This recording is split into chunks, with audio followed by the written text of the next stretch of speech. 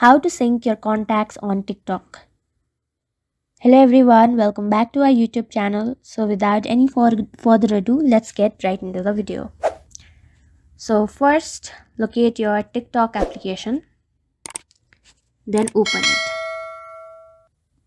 Now, go to your profile icon.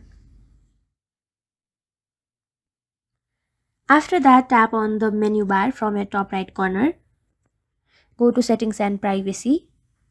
Now go to privacy. And then here you will find an option of sync contacts and Facebook friends. Go over there. Enable the sync contacts. Go to open settings. And then in this permissions, simply select contacts, select allow, go back again, go back again, and then your contacts will be synced on TikTok. So that's it. Thank you for watching this video. Make sure to like, share, and subscribe to our YouTube channel. If you got any questions, comment them down, and I'll catch you in the next one.